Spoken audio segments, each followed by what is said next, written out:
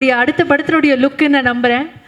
இல்ல இது சும்மா தான் நான் ஷேவ் பண்ணேன். ரொம்ப நாள் ஆச்சு. அப்படியே ஆடியோடயே சுத்திட்டு இருந்தேனா. நிஜமாவே சாமிங்கா இருக்கீங்க சார். ரொம்ப thank you.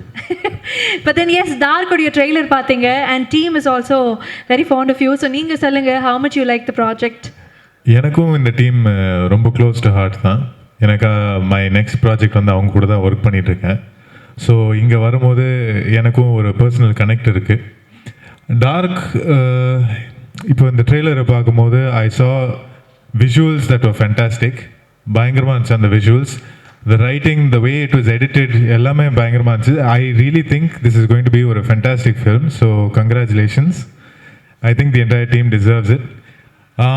With regards to acting வந்து Ajay, man, you have range, superb range. Definitely you have a long way to go. Keep at it. And you have a very charming smile. Chocolate boy, new chocolate boy. Take it. Anjana, you and I have worked இப்போ தான் நம்ம ஒரு ப்ராஜெக்டில் work பண்ணிக்கிறோம், bloody பாலிடிக்ஸில். உங்களோட திறமையை பற்றி அந்த மேடையில் நான் பேசிக்கிறேன். But overall I think your father is gonna be very proud. Natty sir, you are always my favourite, always my favourite. உங்கள் கூட ஒர்க் பண்ணணும்னு எனக்கு ரொம்ப ஆசை சார். உங்கள் கூட ஒரு ஸ்க்ரீன் ஷேர் பண்ணணும், கூடி சீக்கிரமாக அது பண்ணுவோம். அண்ட் மோஸ்ட் இம்பார்ட்டன்ட்லி இந்த ப்ராஜெக்டோட ப்ரொடியூசர்ஸ், டார்க்கோட producers Ganesh K Babu, Manimaran sir, இவங்க ரெண்டு பேரும் வந்து எனக்கு ரொம்ப ரொம்ப close to heart. Manimaran sir எனக்கு வந்து ஒரு 3 இயர்ஸாக நான் ஒரு விஷயத்தை தேடிட்டு இருந்தேன். அது அவரால் எனக்கு வந்து கிடச்சிது. ஸோ அது மேபி வேறு ஒரு இடத்துல நான் அது பேசுகிறேன். பட் மணிமாறன் சார், அதனால் நான் உங்கள் கடனில் இருக்கேன். ரொம்ப நன்றி எனக்காக. அண்ட் கணேஷ் பாபு வந்து என்னை நம்பி எனக்கு ஒரு ப்ராஜெக்ட் கொடுத்துருக்காரு. அண்ட் அந்த ப்ராஜெக்ட் வந்து வெறித்தனமாக ஒர்க் பண்ணி பட்டுன்னு முடிச்சிட்டாரு. அண்ட் ஐ திங்க் எனக்கு ரொம்ப பர்சனலாக ரொம்ப பிடிச்ச project with Deena Raghavan, bloody politics. கூடி சீக்கிரமாக உங்களுக்கு வந்து வில் ரீச் யூ. ஸோ எனக்கு வந்து இது ரொம்ப close to heart, this team, this project. So என்னோட heartfelt wishes to all of you. And thank you. Please support this kind of cinema. Thank you. எல்லாருக்கும் வணக்கம். இங்கே வந்து எல்லாருக்குமே வணக்கம். ஆக்சுவலி நான் டாடாவோட ஆடியோ லான்ச்சில் எதுவுமே பேசலை. ஏன்னா அன்றைக்கி இருந்த ப்ரெஷரில் நான் பெருசாகவே பேசலை டாடாவோட ஆடியோ லான்ச்சில். டாடாவோட சக்ஸஸ் என்னால் என்ஜாயும் பண்ண முடியல அந்த டைமில். ஸோ அது எல்லாமே எனக்கு தெரிஞ்சு நான் அதிகமாக பேசுகிற ஆளும் கிடையாது எவ்வளோ ஸ்டேஜில். ஆனால் இன்றைக்கி நிறைய பேசணும் அப்படின்னு தான் கிளம்பி வந்தேன். ஆனால் ஃபஸ்ட்டு ப்ரெஸ் அண்ட் மீடியா உங்களுக்கு ரொம்ப நன்றி இங்கே வந்ததுக்கு.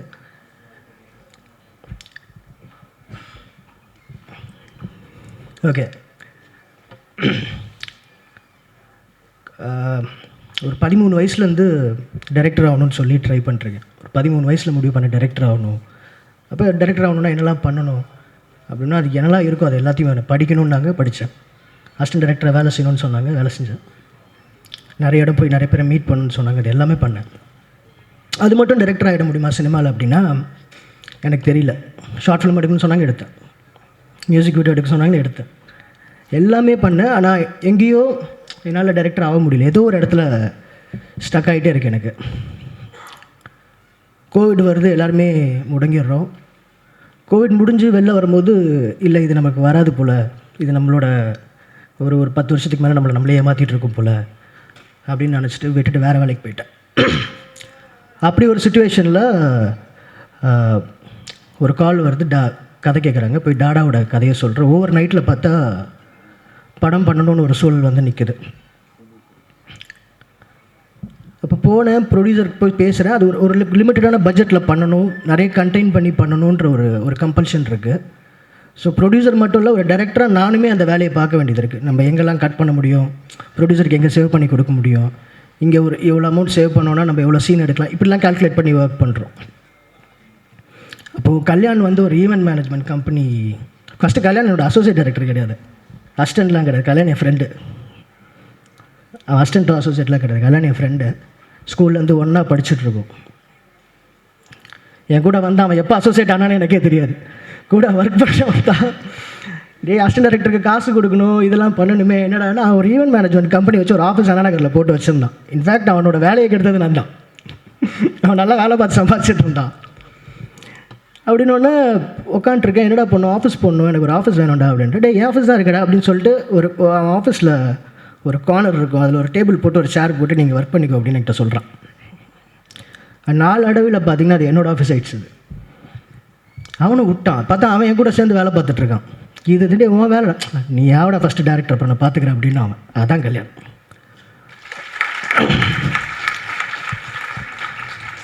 அவன் பண்ணலாம், அவனுக்கு கல்யாணம் ஆகிடுச்சு. பெரிய ஸ்ட்ரகிள் அவன் லைஃப்பில். அவன் கல்யாணம் ஆகி அவன் ஒய்ஃப் ஏன் பண்ணும். அபர்ணா இருக்கா இந்த ஹால்லே சந்தோஷமான ஒரு விமன் அதாக தான் இருக்கும். எனக்கு அபர்ணா கிட்ட சொன்னேன், இவன் ஆகிடுவான் ஒரு நாள்னே. அவருக்கா ஆயிட்டான். ஓகேவா கலை, நான் பெரிய ஆள்லாம் கிடையாது கலை, எல்லோரும் இதை பற்றி பேசுகிறதுக்கு. என் பின்னாடி நிறைய பெரிய ஆளுங்க இருக்காங்க. ஸோ அதான் ஓகேவா. ஸோ அடுத்து செந்தில் அண்ணன். இது எல்லாத்துக்கும் டாடா வந்து ஒரு ரஃப் கட்டில் பார்க்கும்போது செந்தில் அண்ணன் தான் ஃபஸ்ட்டு வராரு. அப்போ செந்தில் அண்ணன் யாருன்னு கூட எனக்கு தெரியாது. ஒருத்தரை வந்து ப்ரொடியூசர் கூப்பிட்டு வராரு. எனக்கு சினிமா படிச்சிருக்கேன், எப்படி பண்ணணும் என்னன்னு தெரியும். ஆனால் அந்த சினிமாக்குள்ளே இருக்க டீட்டெயில்ஸ் எனக்கு தெரியாது. டிஸ்ட்ரிபியூட்டர்னா எப்படி ஒர்க் அவுட், டிஸ்ட்ரிபியூஷன் எல்லாம் தெரியாது. ரேண்டமாக திடீர்னு ஒரு நாள் இவர் வராரு, அதே நம்ம ஆஃபீஸ்க்குள்ளே வராரு. வந்து படம் பார்த்துட்டு, இவர் படம் பார்த்துட்டு போன அடுத்த நாள்லேருந்து என் வாழ்க்கை நல்லா ஆயிடுச்சு. அது என்னன்னு எனக்கு தெரியல, அது என்ன சாசரின்னு எனக்கு தெரியல. இவர் அந்த ஆஃபீஸ்க்குள்ளே வந்துட்டு வெளில போகிறாரு. அடுத்த நாள்லேருந்து எல்லாருமே என்கிட்ட வேறு மாதிரி பிஹேவ் பண்ண ஆரம்பிக்கிறாங்க இண்டஸ்ட்ரியில். ஃபஸ்ட்டு டாடாவை ரெக்கக்னைஸ் பண்ணது செந்தில் சார் தான். என் லைஃப்பில் இன்றைக்கி வரைக்கும் ப்ரொஃபஷ்னலாகவும். ரஞ்சித் அண்ணன் கூட கேட்டார், என்ன தைரியத்தில்டா பண்ணுற நீலாம் ப்ரொடக்ஷனு எப்படி? அது செந்தில் அண்ணன் இருக்க தைரியத்தில் தான், அவர் எதுவுமே கிடையாது. அவர் எப்பயுமே கூட இருப்பார். கண்ணை மூடிட்டு நாளைக்கு நான் ஒரு ப்ராஜெக்ட் அனௌன்ஸ் பண்ணனா சார் இருப்பார் பின்னாடி. என்ன எதிர்லாம் வைக்க மாட்டார், எனக்காக பண்ணுவாருன்னு நம்புகிறேன் நான். ஸோ தேங்க்யூ செந்தில் சார் உங்களுக்கும். இந்த ஸ்டேஜில் அதான் எனக்கு டைம் இல்லை, நல்லா கண்டமெடிக்கு எல்லாத்தையும் சொல்லிட்டு இருக்கேன். இந்த ஸ்டேஜில் டெக்னீஷியன்ஸாக வந்து நின்னவங்க, சீஃப் டெக்னீஷியன்ஸாக நின்னவங்க எல்லாருமே வந்து என்னுடைய ஃப்ரெண்ட்ஸ் தான். ஒரு நாள் அந்த கல்யாணக்கிட்ட சொல்கிறேன், இந்த மாதிரி என்னடா பண்ண போகிறோம், இப்போ அசிஸ்டன்ட் டேரக்டர் வேணும், காசு கொடுக்கணும், இவங்களுக்கு என்னடா பண்ண போகிறோம். அடுத்த டைம் பார்த்தா ஒரு டீம் கிளம்பி வரானுங்க. இந்த வேலையில் பட்டதாரில் பஸ் பிடிச்சி வருவாங்கல்ல, அந்த மாதிரி ஒரு டீம் ஆஃபீஸ்க்குள்ளே வந்துகிட்டு இருக்கு. வந்து ஒருத்தன் பார்க்குறான், ஒருத்தன் அங்கேருந்து வரான், சதீஷ் இருக்கான், அவனும் ஒரு டேரக்டராக போகிறான் அடுத்து. ஸோ அவனே என் ஃப்ரெண்டு. இந்த பாஸ்கரன் இருக்கார், இங்கே இந்த டீம் இருக்குது, ஜேபி இதோ இவன் இருக்கான், சந்திரகாந்த், சனா, எல்லாருமே ஆக போகிறீங்க, கார்த்திக், எல்லாருமே சொல்கிறேன். இந்த மாதிரி நிறைய பேர் வர போகிறாங்க இந்த இதில் இருந்து. எல்லோரும் டேலண்டடான ஆட்கள். இந்த படம் அவங்களுக்கு தேவையானவங்களே எடுத்துக்கிச்சுன்னு நான் நம்புகிறேன். டாடாவை சொல்கிறேன். இது டார்க்கே வந்து டாடாவோட தேங்க்ஸ் தான் என்னை பொறுத்த வரைக்கும். இன்றைக்கி ஆக்சுவலி ஒரு நல்ல ஸ்பேஸில் இருக்கேன் இண்டஸ்ட்ரியில், ஓரளவுக்கு ஒரு ஸ்பேஸில் இருக்கேன். இன்றைக்கி இவங்களுக்கு நான் டார்க் பண்ணுறது பெரிய விஷயம் கிடையாது. எதுவுமே இல்லாமல் அவனுங்க எனக்கு ஒன்று பண்ணானுங்க, அதான் டாடா. இது டார்க் பண்ணுறது ரொம்ப ஈஸி, டாடா பண்ணுறது ரொம்ப கஷ்டம். நான் எனக்கு சொல்கிறேன், இதுவாக சொல்கிறேன். ஸோ அவங்க எல்லாருக்குமே இதை பண்ணணுன்றது தான் எனக்கு. அடுத்து பிளடி பாலிடிக்ஸும் அப்படி தான். அவனுக்கு ஒரு கதை இருக்காது, நான் பிளடி பாலிடிக்ஸ் ஸ்டேஜில் சொல்கிறேன், இது டார்க் ஸ்டேஜ்னால. ஸோ அப்படி தான் ஆச்சு. ஸோ செந்தில் அண்ணன் வந்து கொடுத்தாரு. இது டார்க் வந்து என்னோடய ஃபஸ்ட்டு படமாக இருக்க வேண்டியது. டாடா பண்ணலாம் நான் டார்க் பண்ணியிருப்பேன். ஸோ அப்போது இவர் இப்போ மணிமாறன் இன்னொன்று சொன்னார். அவர்கிட்ட கேட்டேன், என்ன ஆகணுன்னு, ப்ரொடியூசர் ஆகணும் தலைவான்னாரு. அப்படியே தலைவர், எதுக்கு தலைவான்னு கேட்டேன். இல்லை தலைவர், ஒரு தேட்டரில் ஆடியோ லான்ச் வைக்கணும் தலைவர், அதான் என் கனவு அப்படின்னாரு. அந்த கனவு எனக்கு நிறைவேறிடுச்சு. ஸோ அந்த இது அடுத்தது இந்த படம் வந்து நான் தனுஷ் சார் மைண்டில் வச்சு எழுதின கதை. இது அவருக்கு பண்ணணுன்னு ரொம்ப ஆசையாக இருந்தேன். அஜய் வந்து நிற்கிறான். எனக்கு கல்யாண்கிட்ட கேட்டுகிட்டே இருக்கேன், கல்யாண் ஓகேவா கல்யாண். நான் ரேண்டமாக ஒரு நாள் அஜய் பார்க்குறேன், நல்லா இருக்கானே, ஹீரோ மாதிரி இருக்கானே பையன்ற மாதிரி சார்கிட்ட சொல்லிட்டு போயிட்டேன். அப்புறம் நடிக்கலாம், அது ஒரு ப்ராசஸாக உருவாகி டார்க் வந்து நின்றுடுச்சு. கல்யாண் தான் தினமும் ஆஃபீஸ் கூப்பிட்டு பேசிகிட்டு இருக்கான், ஏதோ பேசிகிட்டே இருக்காங்க. நான் அப்போ வேறு படத்தோட ப்ராசஸில் இருந்ததுனால எனக்கு தெரில. அஜய் கிட்டே எனக்கு அஜய் மேலே ஒரு பெரிய டவுட்டே இருந்துச்சு. நான் ஹானஸ்ட்டாக சொல்கிறேன், ஃபஸ்ட்டு எனக்கு அஜய் மேலே ஒரு பெரிய டவுட் இருந்துகிட்டே இருந்தது. ஷூட் நடக்கிற வரைக்கும் ஃபஸ்ட்டு டே செகண்ட் டே எனக்கு தினம் அன்னைக்கு போய்ட்டு ரஷ் பார்த்துட்ருப்பேன். நான் ஒர்க் ஆகுதா என்ன எடுக்கிறானுங்கன்னே தெரில, உள்ளே ஏதோ பண்ணிகிட்ருக்கானுங்க. இன்றைக்கி தான் சொல்கிறான் கல்யாணம் மூஞ்ச பார்த்துட்டு இருந்தேன். எனக்குலாம் இப்போ பதறது எனக்கு அதெல்லாம் கேட்கும்போது. ஓகே அப்படின்றோம், ஏதோ ஒன்று பண்ணிகிட்டே இருக்கும். ஒரு வாரி ரஷ் பார்த்துட்டே வரேன். படம் ரொம்ப கிளியராக ஒரு ஸ்பேஸில் இருக்குது. ஒரு நாள் கிளைமேக்ஸ் எடுக்க போகிறாங்க. எனக்கு பர்சனலாக கிளைமேக்ஸ் பார்க்கணுன்னு ஒரு ஆசை இருக்குது. படத்தில் ஒரு 2 எபிசோடு எனக்கு பர்சனலாக ஷூட் பார்க்கணுன்னு ஒரு ஆசை இருந்துச்சு. அந்த 2 நாள் மட்டும் நான் போகணுன்னு ரொம்ப இருந்தேன். கிளைமேக்ஸ் எடுத்துகிட்டு இருக்காங்க, நான் உள்ளே போகிறேன். இதே மாதிரி ரொம்ப சைலன்ஸு ஒரு மூடில் எடுத்துகிட்ருக்காங்க. நான் உள்ளே போய் பார்த்துட்ருக்கேன், மானிட்டர் பார்த்துட்ருக்கேன். நடிக்கிறான். அஜய் நடித்து ஒரு இடம் வந்து கிடச்சிருச்சு, அந்த ஷாட்டு கிடச்சிருச்சு. கல்யாண் ஓகேன்றான். அஜய் வெளில ஓடி வந்து ப்ரோ இன்னொரு டேக் போகலாமா. எனக்கு புரியல. எனக்கு அஜய் டைம் ஆகுது, இது அது கிடச்சிருச்சு. அஜய் ஆக்டர் அஜய் அப்புறமா ஹீரோ ஆகிக்கலாம். எனக்கு அதான் மைண்டில் ஓடுது. இந்த இது ஓவர் கான்ஃபிடன்ஸ் வேணாம் அஜய், இது கரெக்டாக இருக்குது, இதுக்கு மேலே வேண்டாம் அஜய் அப்படின்னு சொல்கிறேன். ஸோ ஒன்றே ஒன்று டேரக்டரை கன்வின்ஸ் பண்ணி அந்த ஷார்ட் எடுக்க போயிட்டாங்க. செம கோவத்தில் போய் நான் உட்காரேன். டைம் ஆகுது, இன்னும் ஒரு கால் ஷீட் அதிகமாகிடுமோன்ற இதோட இந்த பையன் போய் நடிக்கிறான். நடித்து முடித்து டேரக்டர் கட்டு சொல்லும் போது எனக்கு செருப்பால் அடித்த மாதிரி இருந்துச்சு. எனக்கு தெரிந்த படத்துலேயே எனக்கு ஃபேவரட் ஷாட் அந்த ஷாட் தான். அப்படி ஒன்று பண்ணான். ஆக்சுவலி எனக்கு ஒரு ஹேபிட் இருக்குது, எனக்கு தேவையானது கிடச்சிருச்சுன்னா அதுக்கு மேலே நான் அது ஸ்டப்பனாக போக மாட்டேன், அடுத்த ஷாட் போக மாட்டேன். அது என்னோட இது.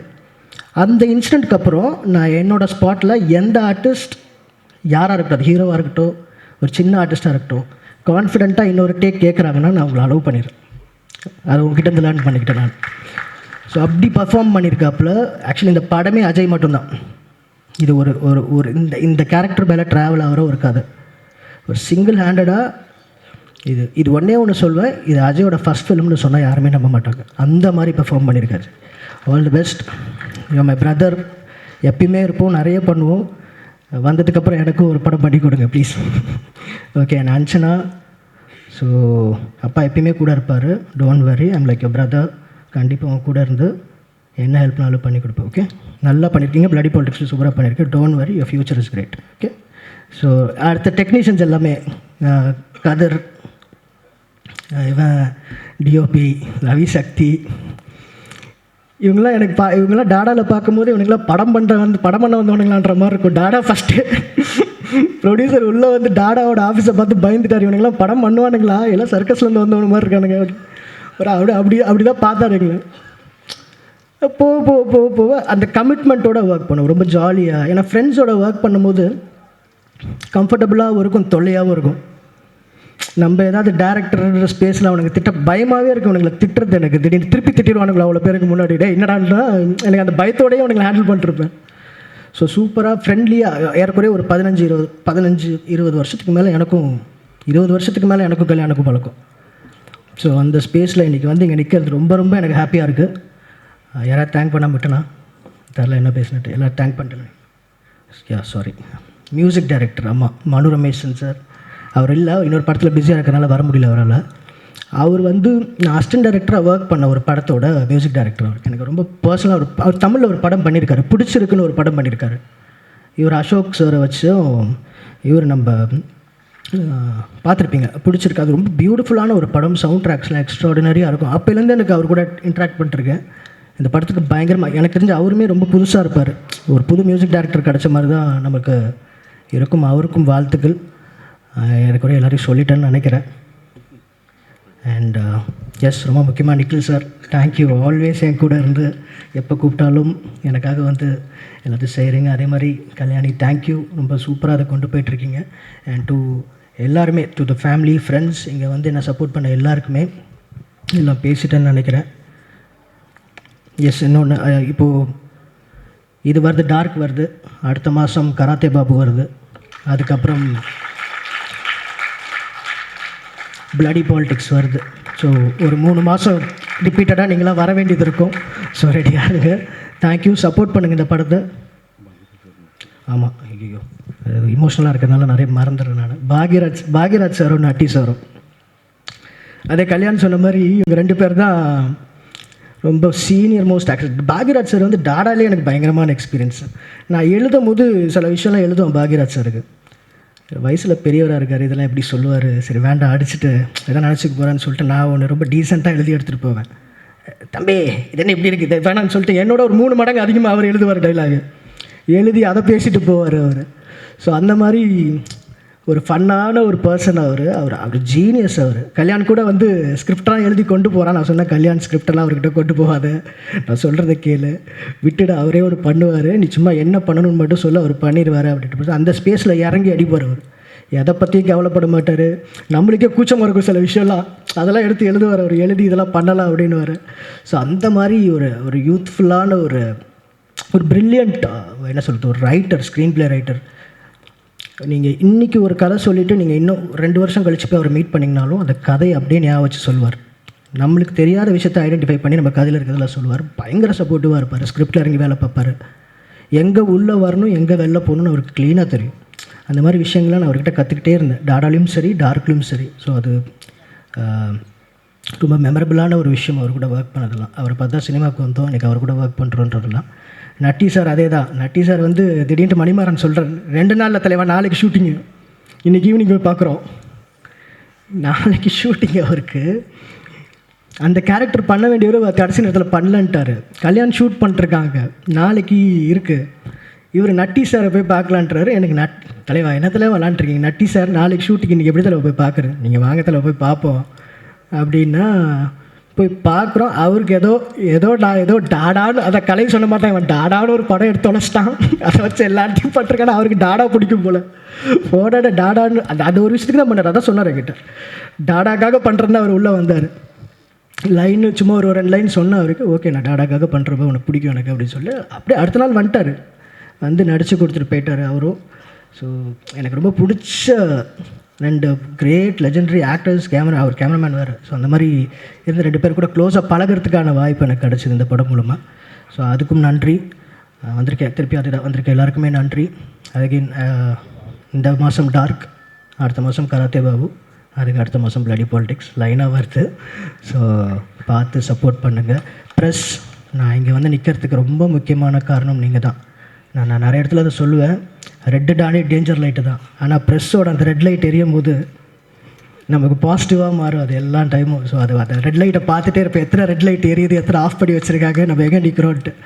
ஸோ உங்களுக்கும் நன்றி. டாடாவை கொண்டு போய் எப்படி சேர்த்திங்களோ அதே மாதிரி இந்த படத்தையும் கொண்டு போய் சேர்த்துருங்க, உங்கள் கடமையை பண்ணிவிடுங்க எங்களுக்காக. ஏன்னா நானும் ப்ரெஸ்லேருந்து வந்த ஒரு பையன்தான், ப்ரெஸ்ஸில் ஒர்க் பண்ணியிருக்கேன். சாப்பிடாமல் காலையில் அதே டீ பிஸ்கெட்லாம் சாப்பிட்டு அங்கே போய் நின்று பிரேக்ஃபாஸ்ட் கூட சாப்பிடாம கேமரா பின்னாடி நின்றுட்டு வேலையில் பார்த்துருக்கேன். ஸோ இந்த படத்தையும் காப்பாற்றி விட்ருங்க. எல்லாருக்குமே நன்றி. நன்றி, வணக்கம்.